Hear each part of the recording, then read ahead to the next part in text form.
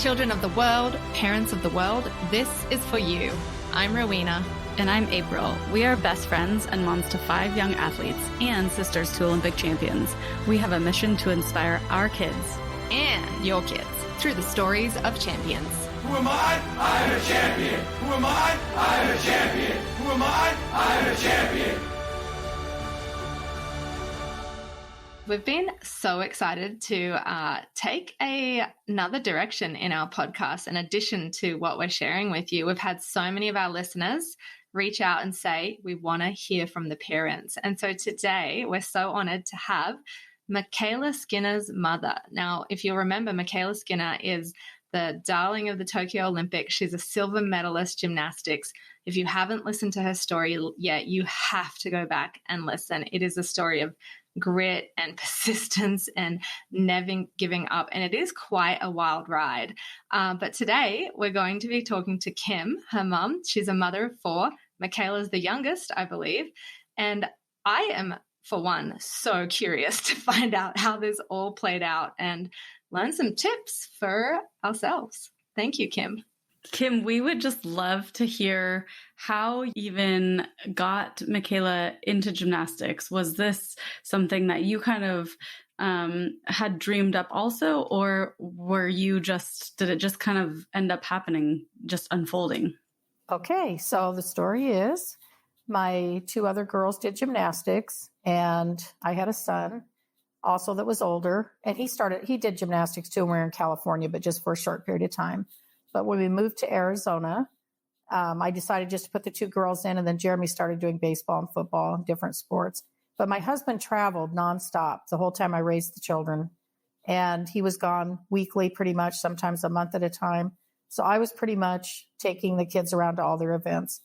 And so I was older when I had Michaela, and she would be in the stroller when I took the other girls, and that's what we did. We went to gym, and I just decided that I didn't want to be going several different places because they had a dance studio there too. And Chelsea did dance, her older sister, and Katie, they both did dance and gym. And so when Michaela got old enough, I finally just put her in gymnastics, and she didn't really have a choice because I just couldn't physically or mentally do any more than just take them all to the same thing, even though some of their times were different. But Michaela didn't really have a choice. So we just did gymnastics. And in the very beginning, she didn't even really want to do it. She kept wanting to play with her friends and so forth. So there's more story behind that too. What age was this? Yeah, what age was she? Okay, so I put her in at 5. And she was in a gym with my friends. It was called Olympic Gymnastics in Arizona. And I wasn't even going to put her in, but they begged me, oh, we just think she just hopping all around, and the other girls have talent. I think she's going to have some talent, so let's put her in. So we did, and they just kept saying she really has some talent. But I just wanted her. They had stopped doing their more competitive program, and they made a gym that was more, lower level. And so I just wanted her to be there because she didn't really want to do it. And so then a year later, we moved to Utah, and they warned me, be careful where you take her because they may go crazy with her. Well, that's what happened. So we were in Olympus Gymnastics in Sandy, Utah. And she was in a program with I bet 5 or 7 girls with Tanya. And they did this little fast-paced program for excelled kids. And she was going at age 6, 24 hours a week to gym. And it was really kind of hard on her because she wanted to just not do that much gym. But she got really good and started getting really good there. And I remember Tanya saying to me at one point, we moved back 2 years later, but she said, I just really believe this girl's going to be an Olympian. And I just laughed. I'm like, oh, yeah, huh? So they saw something in her, right? So because she was so little, I'm like, anyway, so then we moved back to Arizona, and I took her out of gym because she told me she wanted to do it anymore. She wanted to play. And I was an older parent, and I thought, why should I make a child go through this much if it's too much? So for 8 months, I took her out of gym. And then several times I had this feeling come to me that I was to put her back in gym in my head, like this prompting thing. It was weird. I can't even explain it. And it happened several times. Wow. And finally I took her back to that gym that we came from and put her back in, but she didn't do very much gym again. So Did she fight you to put her back into gym after? At that point, she was okay because I told her we're just going to do it low key again. And so since she didn't have to do 20 some hours of gym a week, she was okay with it. It was more fun. But then she kind of fast paced her a little bit too, because they just knew she had a lot of talent. But when we'd been there for 2 or 3 years, she was level 8. And when we went to regionals, Tanya's group from Utah was there. And that little group had excelled. And Michaela, I knew she could be better. She went to a lot of gym and had better, the better coaching. But I knew that she didn't want to do it. But Tanya pulled me aside and said, Kim, seriously, you need to get her to a better gym. And they said it too, like we can't take her. We're not doing gym at that level anymore. So you need to take her to Desert Lights. So we did. And then she was there for about, and when they look at her scores, like Lisa looked at her scores, they're like, they didn't see that this, when you look at it on paper, Michaela didn't do that well because she wasn't going to gym much. And they got her in the gym. And within 2 weeks, Lisa came to me and said, oh my gosh, this kid's got incredible air sense. They were pulling skills out of her. And she said, we need to put her in the elite program. And then she says, and we're going to bump her to level 9 because you can go the next level. We're going to do 1 level 9 meet and then do level 10. And then we're going to try to get her into the elite so she can experience that route, And she won state meet and several events, if not all of them. And then she went to nationals and she was national vault champion in the JO program. And then we came back from that. And a month later, they took her to Pennsylvania and she did a junior qualified to try to become what qualified. She didn't make the junior team there, but she had to qualify with a score to make junior elite. And she qualified on her first meet and it just went from there. And most of the kids that do it, all these Olympian kids that you see, they had to go to many of those qualifier meets before they got in. For some reason, Michaela got in that first one and it was nice for us because it wasn't as expensive. But anyway, and then the next year she made the national team. So it just kind of imploded. But they knew they had to get her in camps because she was older. She was 12. They had to work fast because otherwise, if you don't make it as a junior elite, it's hard to make senior when you're 16. It's just harder. Yeah. If you come in as the junior level and you keep going, then it's better. Sorry that was long, but there was a little story to it. Anyway. No, fantastic. Yeah. Super interesting. It's interesting to hear her story and hear kind of you explain it. And I think like one of the biggest questions from hearing it all, like from a mom is, and I know so many other mothers listening to this that have their kids in sports, is how do you find that balance between when your kid kind of doesn't want to keep going, but you also know that they do, it's like you want to push them, but you also want to really acknowledge their feelings and they want to be with their friends. Because she told us that she had a lot of times when she would really not like it, but it was like something in her where she like knew she wanted to go for it and go for the Olympics. But it seemed like there had to have been a pretty good, you and her had such a good relationship where she could like be honest with you, but also, so like, I guess my question is, how as a mom are you able to balance that, like pushing them, but also listening to them?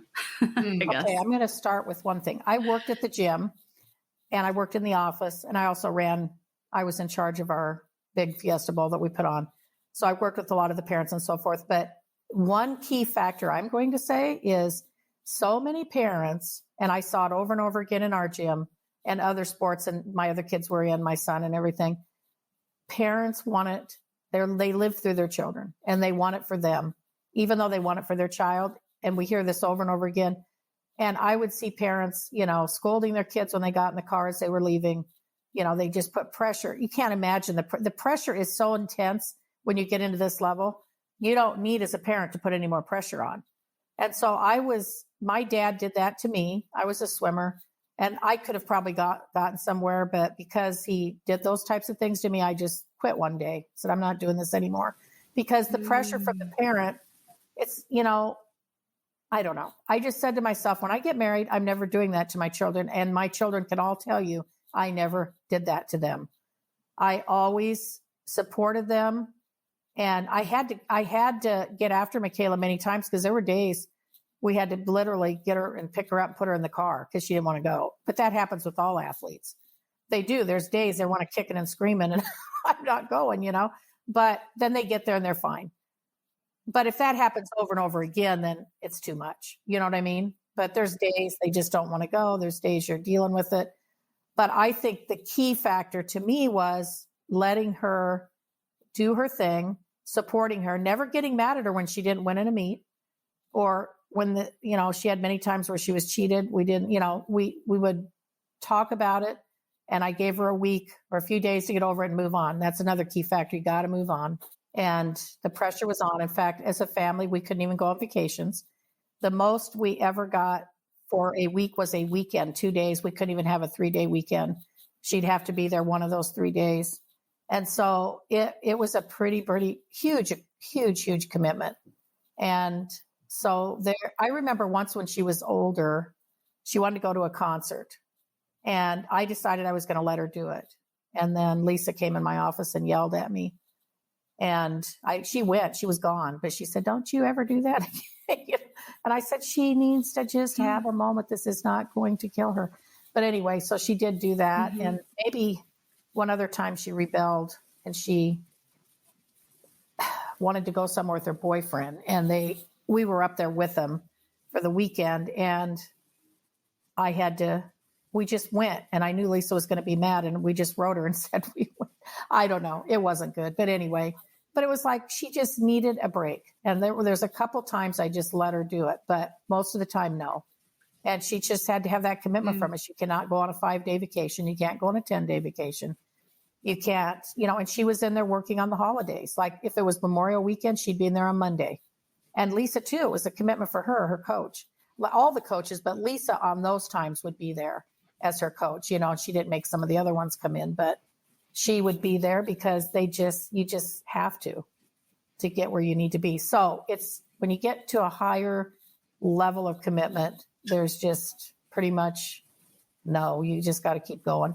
And I always told Michaela, there was times she wanted to quit, but it's like you made the commitment and you have to carry through with the commitment. And that's another thing I tell the people when they came in to sign their kids up for gymnastics, or when they would say, oh, my daughter wants to quit and go do this. And anyway, and they'd say, well, how did you keep her in? And I'm like, well, you can't let them quit every other minute, So you just have to be committed, totally committed to a program. And I know when they're little, sometimes we want to, I want them to try this or I want them to try that.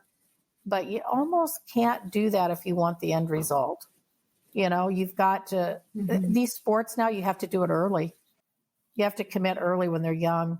Did you feel like so when we were listening to her, she has such a solid mindset. So solid. Like, we talk to a lot of athletes and they've either gone through something or they've worked with somebody for that. She just has such a solid mindset. Like it's almost like was black and white to her. Like she didn't even really have to think about, oh, am I worried I'm at this big competition? Of course you're nervous, but like, where did she get that mindset? Is that something you helped her with, or that's just her? I really don't know exactly. I'm sure we are part of it, but I also told her, when she was first starting, Nastia Lukin would go off and she'd have headphones on and she would never look at the athletes competing. And I'd always say, she's extremely successful. You need to watch what she's doing. And Michaela's like that. She just gets in the zone and she never, watches, pretty much doesn't watch the other athletes. A lot of good athletes will do that. They aren't looking, because if they fall, it gets in your head, and they might hear the person fell or something happened. But I can think of an instance where when she was in college and we were against UCLA and it was at Pauley Pavilion in California. And the meet was neck and neck. And Michaela had to go up on beam. We were probably going to win the meet for the first time ever for a long time in Pauley Pavilion. But it was close. And so Michaela goes to get up on the beam and the girl before her on floor, I can't remember who it was, got a 10. And the crowd goes wild when someone gets a 10. And so Michaela has to get up there on that beam with everybody clapping and cheering loudly. It was real. I was there. It was loud for the other girl. And Michaela gets up there, gets in the zone, does what she needs to do, and we won the meet. And so it's like she just has the ability to zone in and do it. But, you know, I think it took practice. I think there are probably times as she was younger that, you know, she wasn't completely zoned in and, you know, she messed up.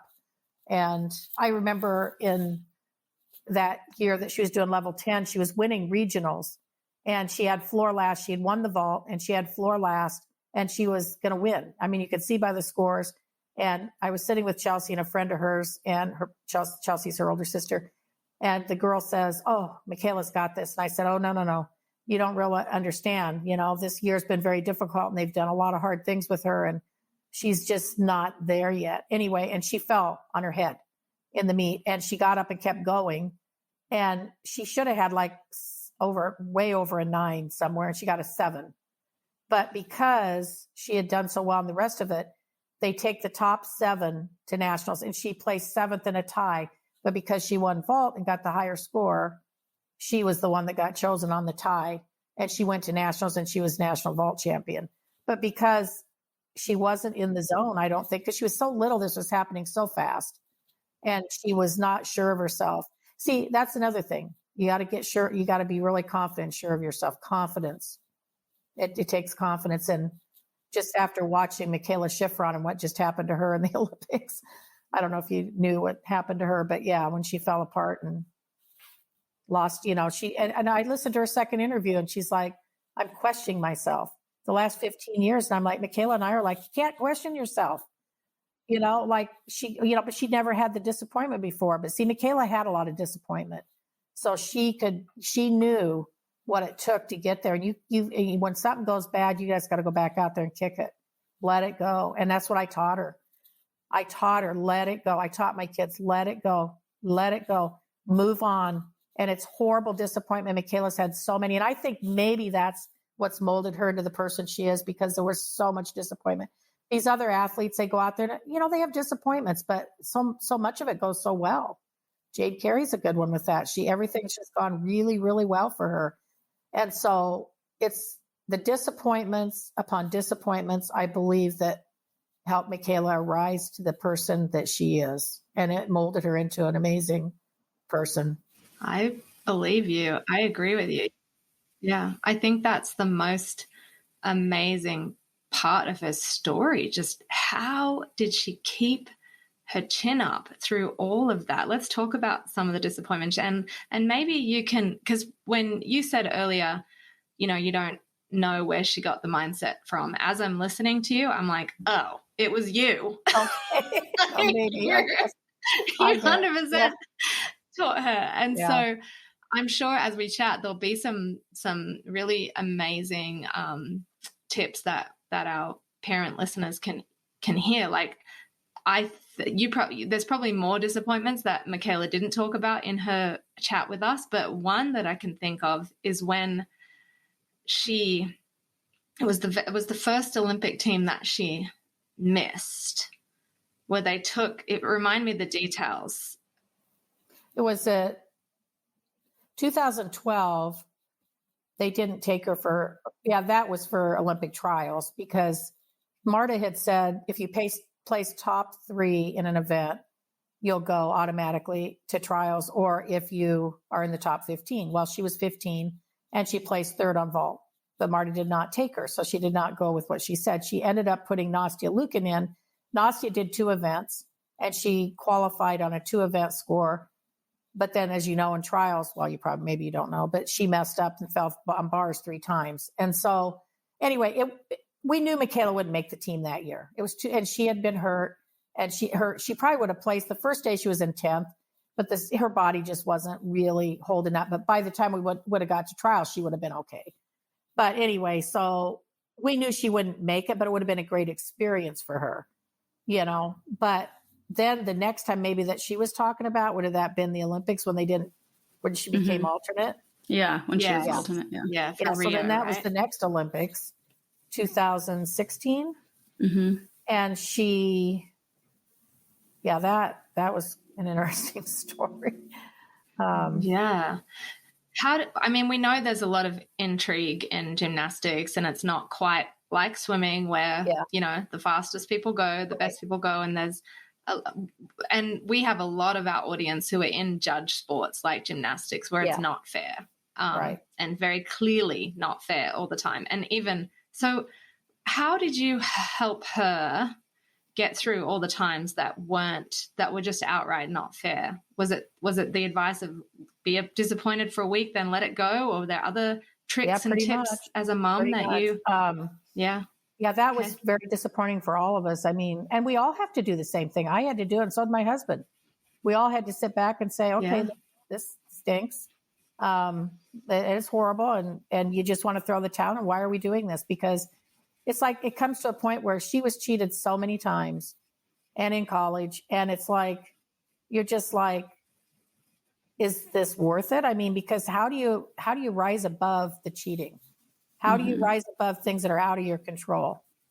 You know, I don't know, but I'm just like, for some reason, we just felt like this is what you're supposed to do. And you just need to keep plugging away. And a lot of it has to do with her faith too. She knew that this is something that she was supposed to do. And I always would tell her, you need to go pray about it when things would go bad. And she'd always come back and say, yep, I'm supposed to keep doing it. So, and so we all would do that. And so I think that a lot of it had to do with faith and that this was what you were supposed to do. And she has been such a shining example, I think, to many, many girls and women.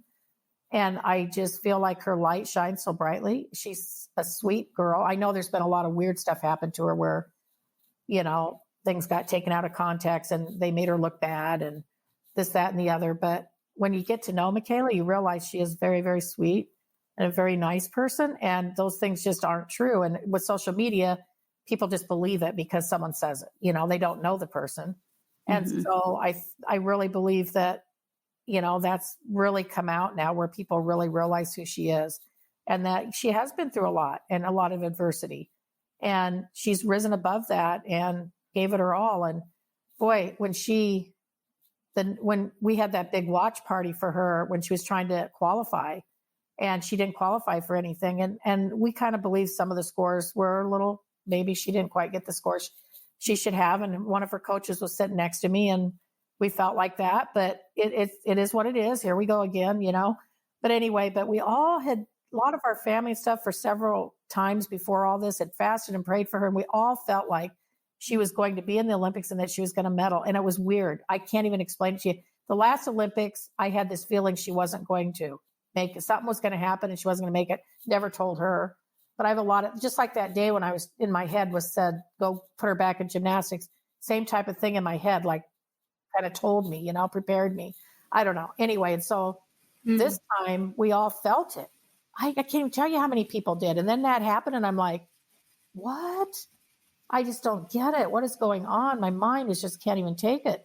Anyway, well, that night we left at 2:00 at this place and she calls us and a couple of her best friends were standing there with us and her sister and husband and kids. And Michaela calls us just bawling. Oh my gosh, I just can't believe this. I can't do this anymore. You know, like she just, it was really, really hard. And we were all crying and we were all tired. It was the middle of the night. And anyway, so then we got her a little bit through that. Then I got home and she kept calling me the entire rest of my night that I was supposed to be sleeping. And I just had to keep her going. And I think she just kind of finally decided, you know, I guess I'm done. So I'll just go ahead and come home. But, you know, when you can be an alternate for, you know, she was the alternate if one of our girls couldn't go in. You know, if you're not like her other events, she wasn't. So far, I think one of them, she was somewhat close.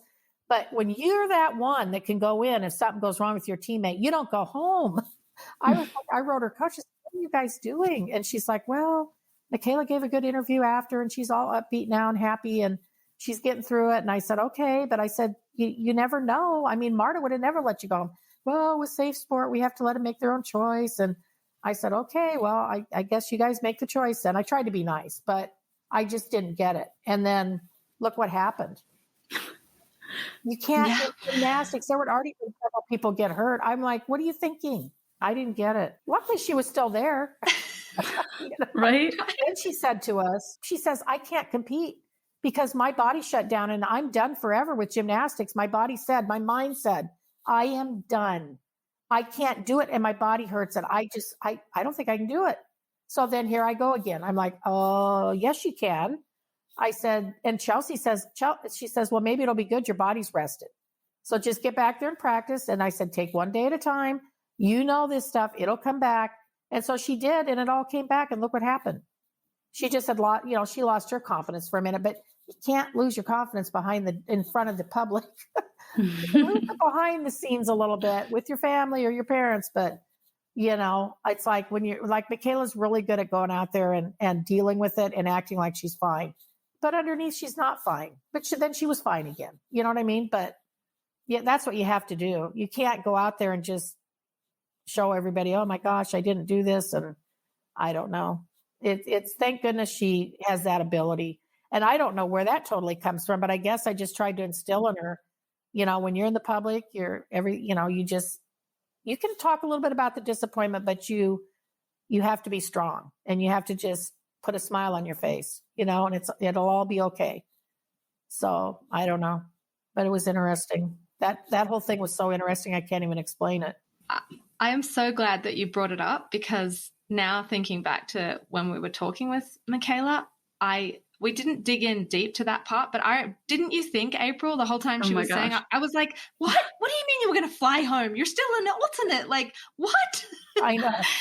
Luckily it sounds like most of the athletes that we interviewed, truthfully, they have the most incredible support team, which is one or both parents. It sounds like you've got a whole family that are there lifting her up. And it's, I think there's so much talent in the world. There are so many people that could live their potential, but you can't do it alone. And we're hearing this over and over again. I just love hearing the backstory of all of this. Well, guess what? Michaela would have went home.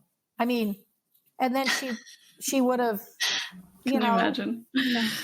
I don't even know, but I think that, and she was really down, her demeanor was just so down. And I'm like, you've got to go out there and you just got to be happy and support your teammates. I know I will. I do. And I support them. Yeah.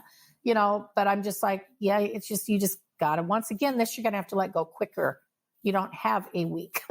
You know what I mean? This one's got to go faster, but it's because she knew how to do that. She could do it. Mm-hmm. You know what I mean? I gave her time before, a week, sometimes even 2 weeks, but it's like this time now, because you learned how to do that, you know how to do it in an instant. Mm-hmm. You can just get yourself up and just move forward because you have to. And just think if she would have gave up after the 2016 Olympics. Mm-hmm. You know what I mean? Because that was a horrible devastation. And there's this whole story behind that that's awful. But anyway, I'm just like... Can you tell it? Well, maybe a little bit. But there's even more I can't tell. But when Steve Penny finally goes on trial, it'll come out. But the thing is Michaela, the selection committee chose Michaela, and including Marta, but they decided Steve Penny came in the room and said, we're taking Gabby because of, she was sponsored by the tour, which makes sense. She was sponsored and they had the Barbie doll coming out of her the next day. And so, it's almost like he had to take her, and she was good on bars and they needed her on bars. So it all makes sense the way they select, it all makes sense. But also because Allie Raisman had been coming in second place, they take the top two at trials and then they select, because then they had 5 on the team. So they select the next 3 and the top 2 scores automatically make it. But they were hoping Allie Raisman would make it, and Lori Hernandez made it. So then they got Lori in there, and they wanted to take Allie, so then they couldn't bump. So it just made Michaela get bumped down. And if Lori wouldn't have made second place, there's a possibility Michaela would have been on there and Gabby, and maybe Lori would have been bumped. I don't know. You just don't know how they're thinking or what they're doing. But it's weird, and it just seems so unfair. See, now the guy's doing it rank order, which is probably really how it should go. But even with that said, like, he thought Michaela, when you put the numbers on the paper, Michaela should have went on the team this time, because the numbers, when you put them together, she was the one that should have went. But he didn't. We always won by such a great margin with Simone. that he didn't think he could just go rank order and it didn't matter. And that makes everybody happier, right? But then look what happened. Look what happened. The Simone went out and couldn't do it. So you can't bank on all that. And so I guess USA Gymnastics, when they put that option in there where they could select based on what, top 2 go and then whatever they needed that they felt to put up the best team by numbers, which makes sense, I don't know. Isn't it so interesting how as parents we want to protect our kids all the time? Like it's like this instinct to protect them, but really the way that they're going to do the best and grow the most is to go through those hardships. And so it's really is like good to let them have those hardships. It sounds like you've done a really good job with that, just helping her push through that and showing her that that's made her who she's become. And it's like, you don't want the adversity, but you almost do, Adversity makes you a better person. By all the trials you go through, you become the best mold of the person you can become. So the person that has the most adversity usually ends up pretty well off. And it's interesting. People that don't go through a lot, they just slide through life. And then when something happens, they can't deal with it. So, and it was funny because when we were in her junior year, the last time she competed in the Huntsman Center, I turned to Chelsea because we were together and I said, I think this might be the last time she competes here and she's not going to have her senior year, because she already knew she was thinking about, maybe doing the comeback. And I said, yeah, I don't know. And she said, I don't know. And I said, I don't know, but I think she probably will do it, even though it doesn't seem like she will, and she ended up doing it. So, and I was right. Even though I didn't really know, I just had this feeling she was going to do it. And I kind of think that Jonas and his family, her husband and the family, kept saying things to her that I kind of think they had the little edge on her about her comeback, because they kept saying, what if you don't do it? What if? And I think the mom and Jonas, they kept saying those things to her. And I didn't do that so much, but I kind of think there was something with that kind of pushed her. You have some insane intuition, some insane mama intuition. Yeah. 100%. It pushed her to prove them wrong, right? And then to have her mom, who's been by her side forever, believe in her, that she could do it, something that no one else had actually done. Right. I mean, no one else has done that. All of it's just so beautiful and telling, and we're learning every day from this. Well, yeah. It's like, it was weird because when she came out of college and you've done 11 straight meets, then you've gone to regionals, regionals and then nationals. And then in a month, she's back in the gym back here in Arizona, and she's going at it, and she has to make the national team and then the world team. And you got just a few months. And who can do that after you've not been doing those skills? She did do the double-double, and she did the double-double on vault, and she did the double-double and some of her skills on floor. And so she was keeping up with some of the skills. So, she had the muscle memory and everything, but to do what she had to do in those few weeks, I don't know how she did it. And then when we get to nationals, she makes the national team. And then I'm sitting with her 2 coaches, and they're like, well, they want her to go to worlds. They want her to go to selection camp. And Lisa's like, I don't want to do it because our goal is to go to the Olympics. And I just don't know that she'll be ready for that. And I don't know. But anyway, they ended up convincing her and pushing her, and not Marta, I guess the national team, Tom Forrester and them, they wanted her to try to do it because she was doing good and she should do it. But Michaela's like, I don't know. That's just a lot, but then she does it. She goes in there and makes the world team. I mean, who could do that? I was like, how do you do that in that few months, few weeks? A lot of kids, when they come back, it takes them a year. Like Allie Raisman and Gabby, I think, were doing it for a year or two, a full year or two before they really, yeah. So I don't know how that all happened. That was crazy. But anyway. She's determined. I guess. She's a competitor. That's the thing about Michaela. She doesn't always like practicing, which I think happens to a lot of kids. Your kids probably too, athletes, don't they get tired of the practice? But all the time. They get out the competing, then she's just a competitor. She just turns into, I don't know. You see this, like my son always said, because he's 14 years older, he's like, I just see her as little Michaela. And then she goes out there, this little bubbly girl. And then she goes out there and gets in this mode, this competition mode. It's a whole different person. He's like, where's that come from? I said, I don't know.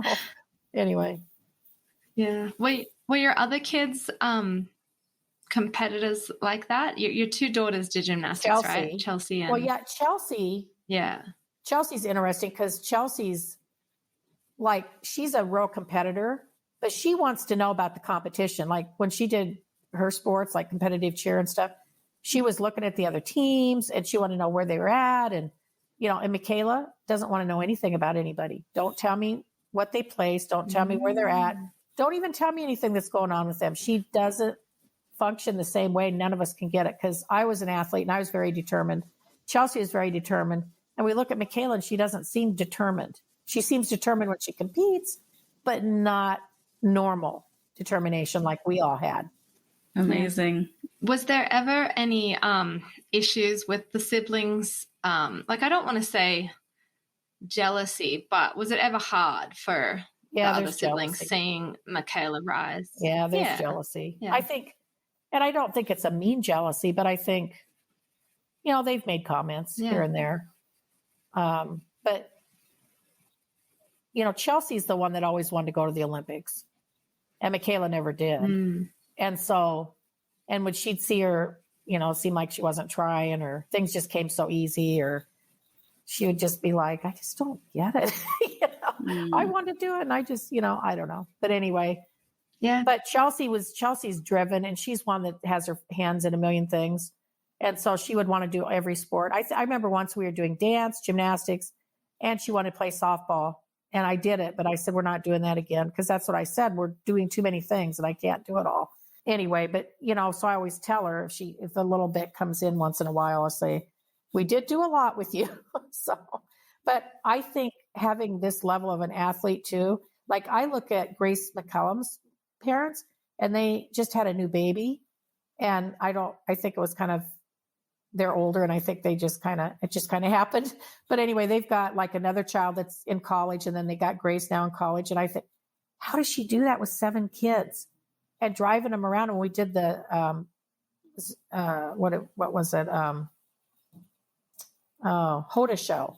And we were all on Zoom, and she was in her car and had a child in the back. I'm like, I couldn't do that. It took everything I did to get Michaela through this. And I could not have, luckily the other kids weren't around, you know what I mean? And I don't know how a parent does that. Plus it's huge financial and, just a lot of dedication. And I don't know, maybe some of them didn't have to do everything I did, because I worked at the gym, and I also helped run the meets, and that was a big commitment. And I don't know, but it just seemed like a lot. So, but anyway, my son has made a few comments here and there too. And her other sister, Katie, that's the one that's next above her, I think really had a lot of jealousy, because Michaela would say to her, I'm better than you. And she was, but you don't say that. I'm like, Michaela, don't say that. Katie had to work harder for things. It didn't come natural for her.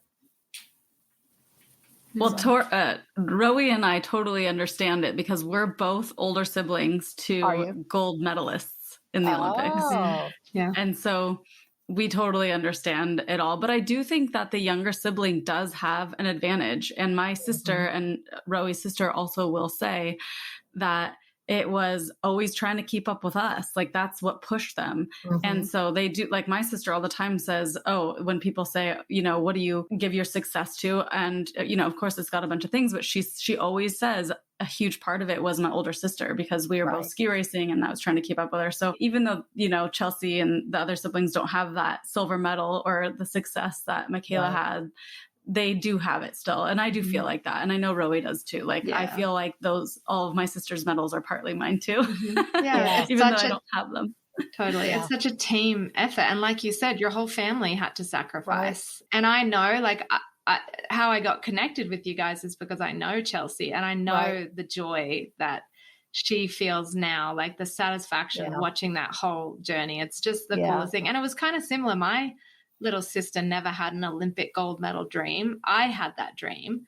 Chelsea, and I like very, very similar. And it just kind of happened for her. It just it was never planned. It just kind of fell in her lap in a way, that route. Yeah. But it would have never happened if the oldest sisters didn't have that dream. I guess so, right? Michaela wouldn't be in gymnastics. Yeah, that's totally. True. Yeah, it's totally true. It's the way it's supposed to be meant to be, I guess. Wow. Yeah. And just listening to you speak about, your belief in your daughter when other people doubted, the more I hear the stories of champions, the more I just think like, gosh, we can do so many things wrong as parents, like all of us do, right? Mistakes all the time. But the greatest gift we can give them is this gift of belief.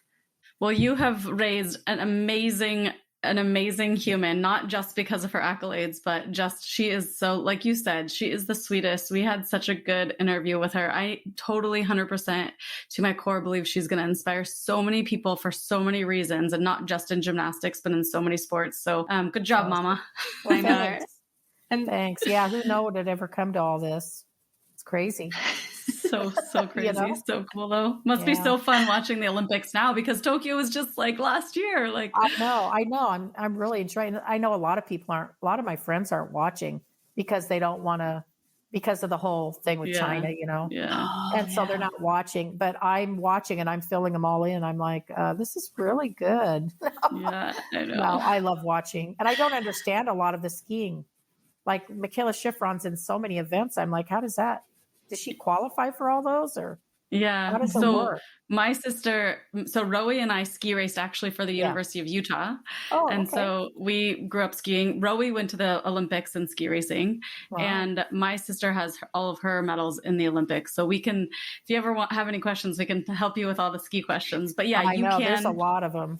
Yeah. You can do all the events. You just have to be good enough. And she is, which is why she is able to ski in all of them. But it is hard. Good. It's not I easy to do. figured she had to be good enough, but yeah. Yeah. Like they have, like, it's weird because like in the snowboarding, they get all these chances and then they take the best score. But in the things that she's doing, it's one chance. Well, it's by time. Different. I think it's because time versus judging. I think that's part of it. True, the judging thing. Okay, that makes sense. But it's not like I felt bad for her. Yeah. And I was thinking about that last night too with ski racing, but then also your start number makes a big difference and course conditions make a big difference. So if you only take the fastest time, it's not fair to the person who starts 30th as opposed to first. So it's all, Well, it seems all fascinating. And the weather even changes. Like they're saying things up there and to tell the ones that are coming down. And I thought, wow, that's really, really interesting how that all works. That's the hardest part in ski racing, where you feel like you get gypped sometimes because it can change really fast. And if you didn't go first or you went, whatever place you're in doesn't always work. Yeah, that makes sense. Yeah. And I noticed last night, Michaela went, I guess they said she kind of just took it easy, but she made the top 10. I don't think they just needed to get her back in it so she could think she could do it, I don't know. That's not her best event anyway. So it didn't matter, but at least she got her confidence back. Yeah, exactly. I know. She's amazing. Yeah. Yeah. She's an amazing one. Is she like one of the best ones that's ever been or what? Yeah. She's the GOAT. Her and Lindsey Vonn and Julia Mancuso, my sister. Oh, and your sister? Wow. Yeah. Yeah. Yeah. Lindsey Vonn struggled there at the end, didn't she, when she couldn't do it anymore?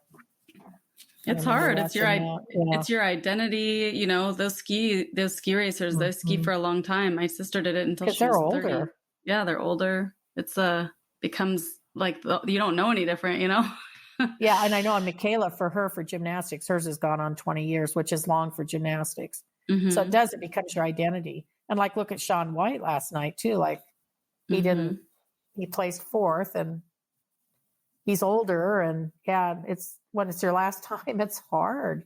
Mm-hmm. I think for Michaela though, she was ready to be done and we were all ready to be done. So we didn't have that feeling like a lot of athletes do when they retire. Like we're just grateful for what happened and we're just ready to move on, Yeah. So I was glad because a lot of the athletes, I know they're depressed. They can't function for a while. And Michaela didn't have that. She was just ready to move on to the next thing, so that was good.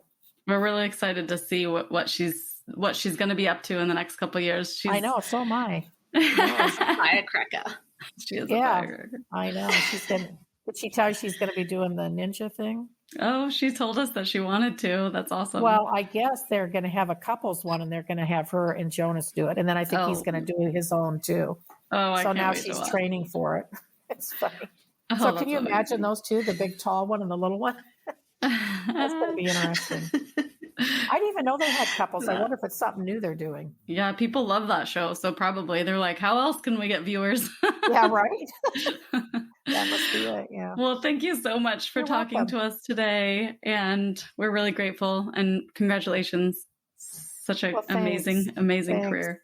I hope I did okay. I don't know. You're awesome.